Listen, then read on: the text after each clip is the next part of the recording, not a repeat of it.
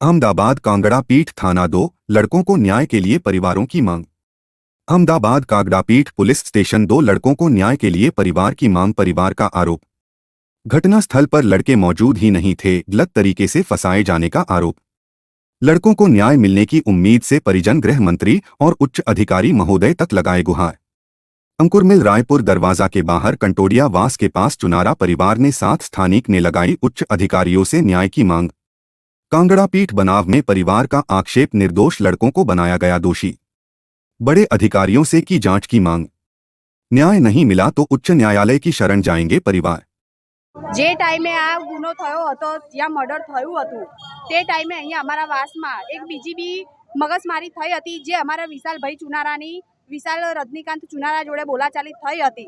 ए टाइमे अमारा माणस अहींया पोते विशाल चुनारा, युवराज चुनारा, हड़कशा मातानुं मंदिर छे त्यां गाड़ी ऊभा हता अने ए लोको मर्डरमां सामेल छे નથી ત્યાં સામેલ, તો પણ એ લોકોને નિર્દોષ અંદર જાહેર કર્યા છે, નિર્દોષને એ લોકોને અંદર મર્ડરમાં જાહેર કર્યા છે।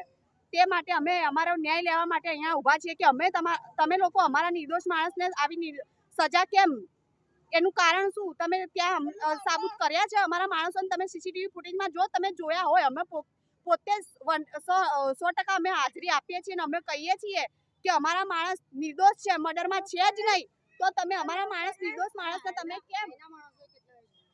બીજી વાત કે અહીંયા આખો મહેલામાં અમારા બધા ઘર કઈ અમારા કોઈ સગા તો છે નહીં, બધા સાક્ષી છે, બધા સાક્ષી છે અમારા પોતાના નિર્દોષ માણસને।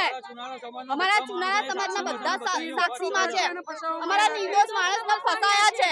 તેથી અમે માંગ કરીએ છીએ કે અમારા નિર્દોષ માણસને તમે ન્યાય અપાવો અને અમારા માણસ જો ત્યાં મર્ડરમાં સામેલ હોય તો તમે જે છે પેલા સીસીટીવી કેમેરા એ તમે જાહેર કરો કે અમારા માણસો ત્યાં દેખાય તો તમે જાહેર કરો। અમે પોતે તમને કહેવા માટે તૈયાર છીએ, અમે પોતે તમને સહી કરીને આપી દઈએ જો અમારા માણસ મર્ડરમાં હોય તો તમે એમને ફાંસી આપવા માટે તમે ફાંસી આપો। અમારે કહેવાનું એટલું જ છે કે તમે અમારા માણસ નિર્દોષ છે ને નિર્દોષ જાહેર કરો, અમારા માણસને ન્યાય અપાવો, બસ અમારા નિર્દોષ માણસને ન્યાય અપાવો, બસ મારું કહેવું એટલું જ છે, બીજું કશું કહેવું નથી। અમારા નાના છોકરા છે, નાના છોકરાવાળા માણસ કોઈ દિવસ મર્ડર કરે નહીં, તેથી અમારા નિર્દોષ માણસને તમે ન્યાય અપાવો, અમારે ન્યાય જોઈએ છે, અમારા નિર્દોષ માણસને ન્યાય અપાવો, બસ અમારું એટલું કહેવું છે।